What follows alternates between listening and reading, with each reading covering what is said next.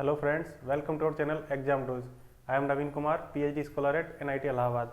आज हम पढ़ेंगे क्लास 12th का 9th chapter ray optics and optical instruments. Start करते हैं। सबसे बेसिक टर्म रिफ्लेक्शन। सबसे पहला टर्म आता है रिफ्लेक्शन। रिफ्लेक्शन क्या होता है? हम पुरानी क्लासों में पढ़ चुके हैं कि रिफ्लेक्शन क्या होता है। अगर कोई रिफ्लेक्टिंग सरफेस है, उस पर कोई रे इंसिडेंट हो रही है, तो वो रिफ्लेक्टिंग जो सरफेस है हमारी, रिफ्लेक्टिंग सरफेस, वो क्या करती है, इंसिडेंट रे को वापस उसी मीडियम में भेज देती है, रिफ्लेक्ट बैक करके। तो ये अगर इंसिडेंट रे है, इंसिडेंट रे, तो ये हमारी रिफ्लेक्टेड रे है, रिफ्लेक्टेड रे, ये हमारी रिफ्लेक्टेड रे है। तो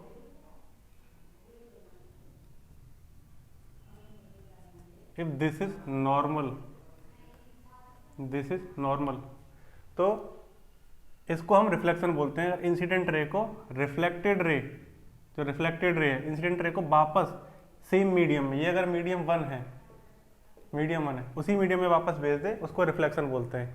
तो ये नॉर्मल है, ये इंसिडेंट रे है, रिफ्लेक्टेड रे है। और रिफ्लेक्शन के कुछ बेसिक लॉज हैं। There are 2 basic laws of reflection. अब जैसे ये एंगल ऑफ इंसिडेंस है, एंगल ऑफ इंसिडेंस आई, ये हमेशा किसके साथ मेजर करना है? Angle is to be measured with respect to normal. So angle of incidence is angle between normal and incident ray, ये आई है।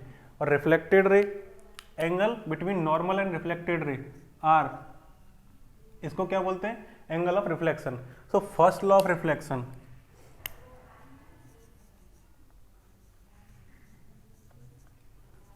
Laws of reflection. तो सबसे पहला लॉ है रिफ्लेक्शन का, I equals to R, angle of incidence is equals to angle of reflection. This is first law of reflection. Second law क्या होता है रिफ्लेक्शन का? Here we can see, if this is our plane, this board is our plane, vertical plane, then this incident ray and this reflected ray and this normal all are lying on the same plane or this same board. So second law of reflection is angle of incident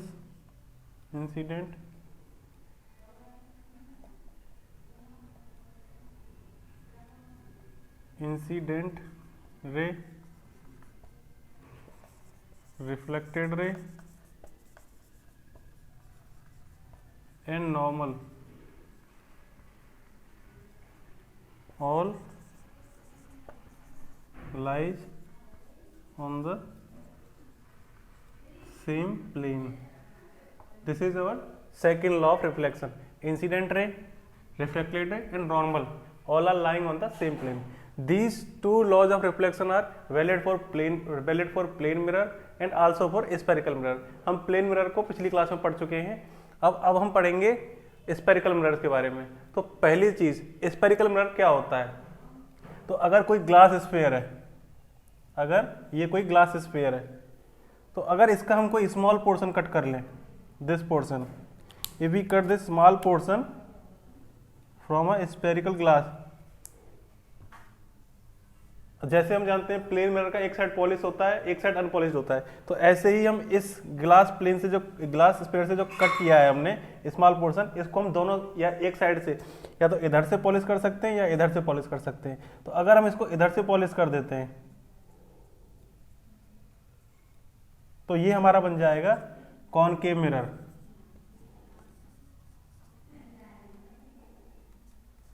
concave mirror. और अगर इसको हम इधर से polish कर देते हैं, तो ये हमारा बन जाएगा कॉन्वेक्स मिरर। कॉन्वेक्स मिरर, तो एक हो गया कॉनकेव मिरर, दूसरा है कॉन्वेक्स मिरर। अब जैसे हम जानते हैं स्फीयर का एक रेडियस ऑफ कर्वेचर होता है आर, या सी बोल सकते हैं इसको, रेडियस ऑफ कर्वेचर सी। तो जो इसका रेडियस ऑफ कर्वेचर होगा सी, वही इस कॉनकेव मिरर और कॉन्वेक्स मिरर का भी रेडियस ऑफ कर्वेचर होगा। तो ये सी होगा, ऐसे ही ये भी सी होगा। तो कर्वेचर, सेंटर ऑफ कर्वेचर और radius of curvature of spherical mirror और ये कॉनकेव मिरर और कॉन्वेक्स मिरर ये भी सेम होता है। तो ये हो गए हमारे दो स्पेरिकल मिरर, कॉन्वेक्स मिरर और कॉनकेव मिरर। इस चैप्टर में हम पढ़ेंगे image formation by convex mirror and concave mirror. Let us start with image formation. Let us study, हम क्या पढ़ रहे थे, इमेज फॉर्मेशन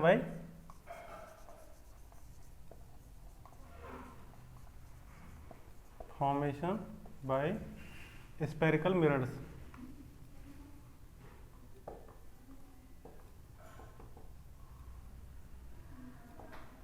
तो हम अगर ये कोई स्पेरिकल मिरर है, ये किस तरीके का स्पेरिकल मिरर है, जैसे मैंने बताया था कि अगर हम इस साइड को पॉलिश कर देते हैं तो ये हमारा कॉनकेव मिरर बन जाएगा। तो कंसीडर करो कि ये कॉनकेव मिरर है, ये कॉनकेव मिरर है और यहां कोई ऑब्जेक्ट रखा हुआ है।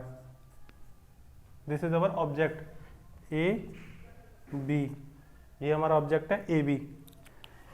तो जैसे हम पिछली क्लास में पढ़ चुके हैं कि अगर कोई रे इन्फिनिटी से पैरेलल टू बेस अगर आ रही है तो वो कहाँ से पास होगी, ये हमेशा पास होगी फोकस से। This will pass from focus. तो इस पॉइंट को क्या बोलेंगे, जहां पे ये बेस प्लेन को कट करेगी इस पॉइंट को बोलेंगे हम फोकस, फोकस पॉइंट। तो एक और चीज होती है इसमें, जो फोकस पॉइंट की डिस्टेंस होती है फ्रॉम ओरिजिन, दिस इज, अगर हमारा ये हमारा ओरिजिन है तो इसको हम फोकल लेंथ बोलते हैं। This is focal length F, F O is distance between focus point and origin, this is focal length. अब फोकल लेंथ और सेंटर ऑफ कर्वेचर में एक रिलेशन होता है। जैसे ये हमारा कॉनकेव मिरर है, ये हमारा कॉनकेव मिरर है। अगर कोई लाइट पैरेलल टू बेस आ रही है तो वो कहां से पास होगी, फोकस से पास होगी।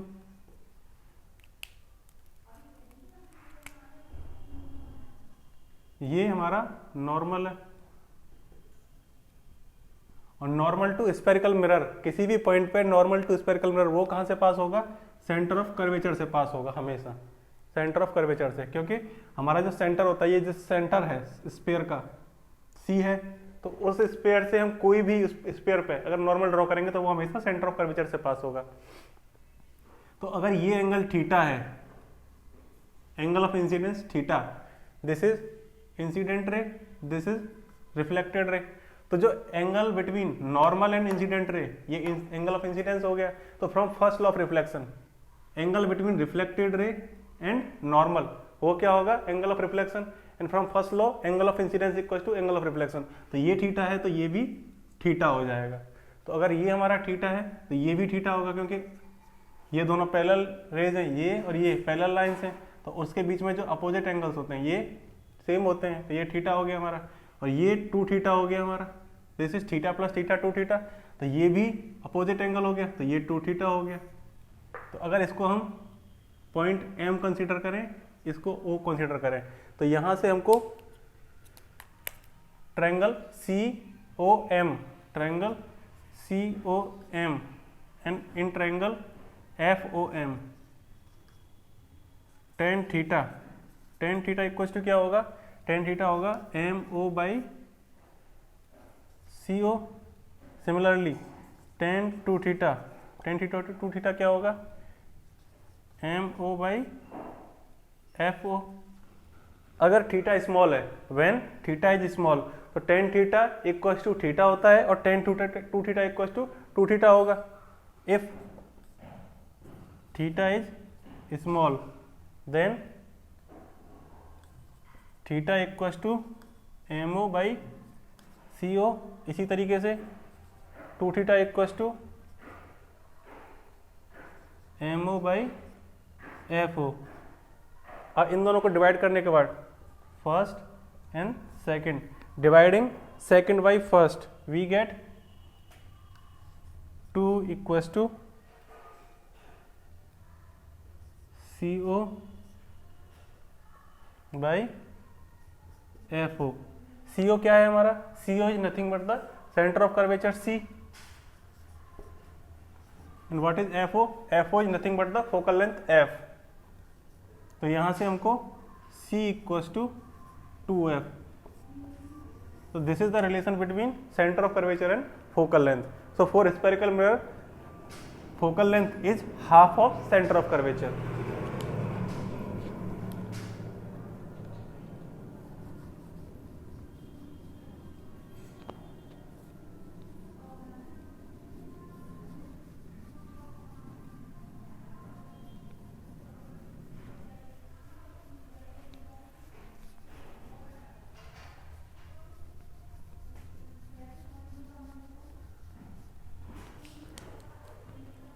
तो अभी तक हम क्या देखे थे कि अगर कोई पैरेलल रे बेस प्लेन के पैरेलल इंसिडेंट करती है इन्फिनिटी से आती हुई, वो कहाँ से पास होगी?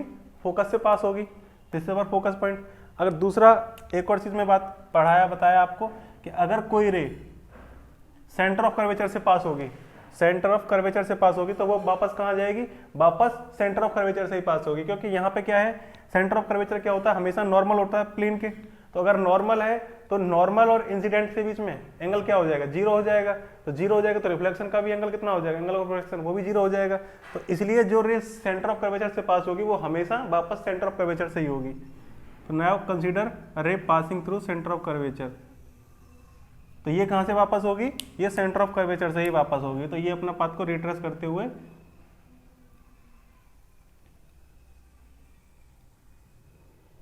यहीं से वापस हो जाएगी। तो ये हो गई हमारी रिफ्लेक्टेड रे। एक और रे कंसीडर करते हैं कि अगर कोई रे किसी एंगल आई पे इंसिडेंट हो रही है तो ये एंगल आर पे रिफ्लेक्ट होगी।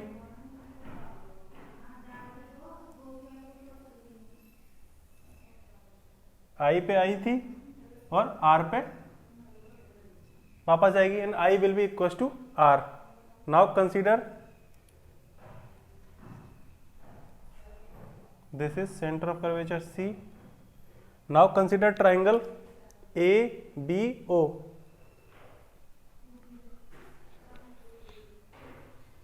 Consider triangle ABO and triangle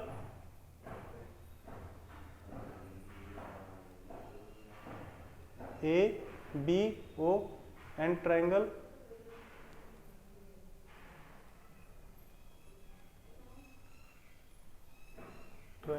O F. This is A dash B dash ABO and triangle A dash B dash O. Consider two triangle ABO and triangle A dash B dash O. From here we can see this angle I equal to angle R, angle I is equal to angle R. और ऐसे ही ये angle 90 degree है और ये angle 90 degree है। Angle B equal to angle B dash equal to 90 degree. तो हमारे दो एंगल बराबर हो गए। अगर किसी ट्रायंगल में दो एंगल बराबर है तो वो सिमिलर ट्रायंगल्स होंगे। तो these two triangles are similar triangles. तो अगर कोई सिमिलर ट्रायंगल्स हैं तो उनके साइड का रेशो क्या होता है? वो भी सेम होता है। तो इसी तरीके से हम कह सकते हैं A dash B dash by A B ये किसके बराबर होगा? A dash B dash by A B, that will be equal to A dash O A dash B dash O upon BO and B dash O. So A dash B dash by AB equals to B dash O by BO. इसको हम first they देते हैं, equation first. Now consider another triangle. Consider another triangle that is triangle A dash B dash F. Triangle A dash B dash F and triangle दूसरा triangle consider करते हैं, M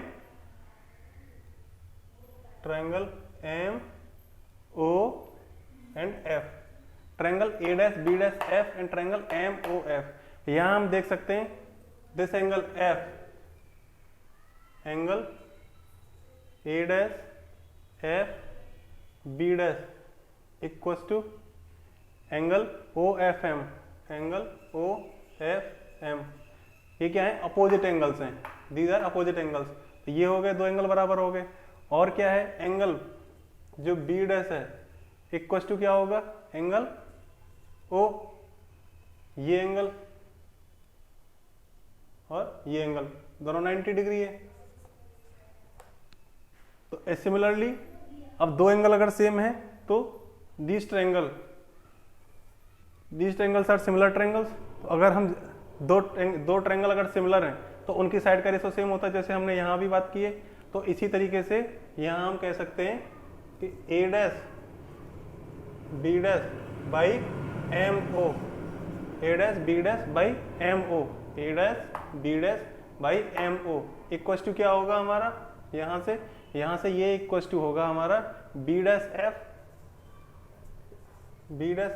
by O F, B dash F by O F. एक और चीज, ये M O ये क्या है हमारा? ए बी के ही बराबर है। M O is equals to A B, क्योंकि ये भी हाइट ऑफ इमेज है और ये पैरेलल लाइंस, ये जो लाइंस है ये और ये पैरेलल है, तो ये ए बी है, तो ये भी एम ओ भी ए बी के बराबर ही होगा। तो यहाँ एम ओ की जगह हम ए बी भी लिख सकते हैं, A dash B dash by A B. एक और चीज, जो बी डैश एफ है हमारा, बी डैश एफ है, बी डैश एफ और B dash O, B dash O, B dash जो ओ है हमारा, बी डैश ओ, ये किसके बराबर है? बी डैश ओ बराबर है B dash F plus F O के बराबर। तो यहां से B dash F equal to क्या हो जाएगा हमारा? बी डैश एफ ये हो जाएगा B dash O minus F O. तो यहां से बी डैश एफ को लिख देंगे हम B dash O minus F O upon O F या एफ ओ। तो ये हो गया हमारा सेकंड, फर्स्ट एंड सेकंड।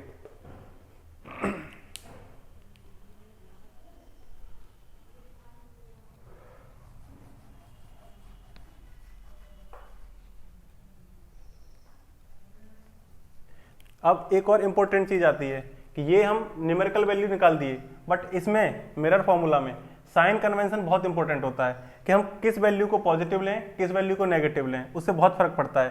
तो जो भी डिस्टेंस हम in the direction of incident ray, जैसे ये हमारी इंसिडेंट रे है A to M, this is our incident ray, और उसकी डायरेक्शन क्या है? ए से एम की तरफ, मूविंग टुवर्ड्स राइट साइड। तो अगर जो भी डिस्टेंस हम राइट साइड की तरफ मेजर करेंगे वो पॉजिटिव लेंगे, और जो लेफ्ट साइड की तरफ मेजर करेंगे उनको नेगेटिव लेंगे। और डिस्टेंस हमेशा हमको कहां से मेजर करनी है? इस पॉइंट ओरिजिन से।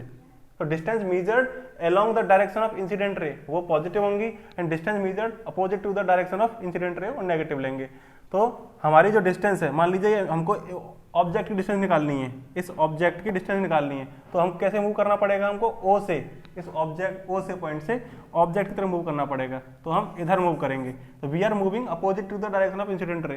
तो जो ऑब्जेक्ट डिस्टेंस है हमारी उसको हम डिनोट करते हैं यू से, तो क्या हो जाएगी? माइनस यू हो जाएगी।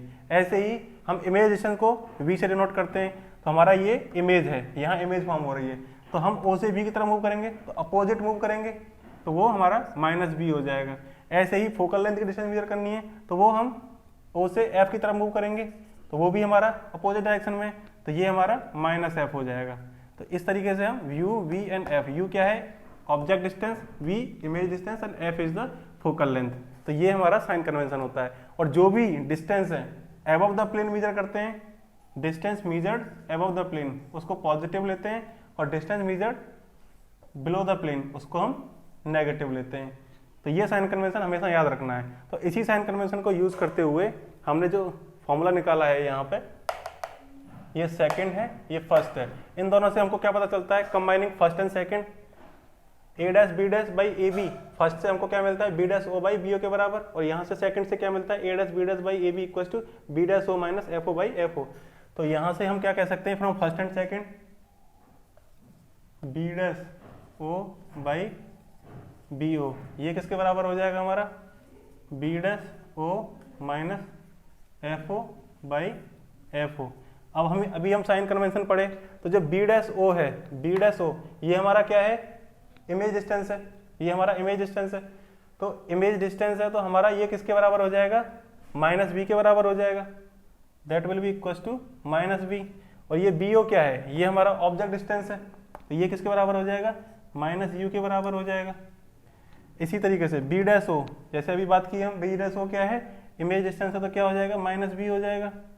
और ये एफ ओ क्या है, ये फोकल लेंथ है, तो ये क्या हो जाएगा माइनस एफ हो जाएगा, और माइनस पहले से ही था एक, यहाँ again F O, this is focal length minus F. तो यहाँ से हमको क्या पता चलता है, इसको हम डिवाइड कर देते हैं, इस एफ से ऊपर डिवाइड कर देते हैं, तो minus V by U minus U, that will be equal to minus V by minus F plus that is F by minus F. तो यहाँ से v by U equal to क्या हो जाएगा हमारा v बाई एफ माइनस 1। हम दोनों side को v से डिवाइड कर देते हैं, तो v से डिवाइड करने के बाद क्या करेगा, v से डिवाइड करेंगे इसको तो क्या आएगा 1 by U equal to 1 by F और 1 बाई v। अब इसको हम इधर ले जाते हैं, इसको इधर ले जाएंगे तो क्या मिलेगा 1 by U plus 1 by V equal to 1 by F. ये होता है हमारा मिरर फॉर्मूला। स्फेरिकल मिरर के लिए हमको अगर कोई इमेज का डिस्टेंस निकालना है या इमेज का ऑब्जेक्ट का डिस्टेंस निकालना है, तो हम इस फॉर्मूला को यूज करके निकालेंगे। हमको क्वेश्चन में क्या दिया जाता है, या तो हमको u दे दिया जाएगा या हमको v दे दिया जाएगा, तो हमको f निकालने के लिए बोलेगा, या हमको f दिया है तो हमको ऑब्जेक्ट डिस्टेंस निकालने के लिए बोलेगा। तो इस तरीके से इस फॉर्मूला को यूज करके हम ऑब्जेक्ट डिस्टेंस, इमेज डिस्टेंस या फोकल लेंथ वो निकाल सकते हैं। पर इसमें एक मेन जो पॉइंट है वो क्या है, साइन कन्वेंशन। जैसे कि मैंने बताया, जो भी डिस्टेंस मेजर करेंगे हम along the direction of incident ray वो पॉजिटिव लेंगे, और जो भी डिस्टेंस मेजर करेंगे against the direction of incident ray उसको नेगेटिव कंसीडर करेंगे। और जो भी distance above the plane measure करेंगे वो पॉजिटिव, जो बिलो द प्लेन मेजर करेंगे वो नेगेटिव। अब इसमें एक और टर्म आता है,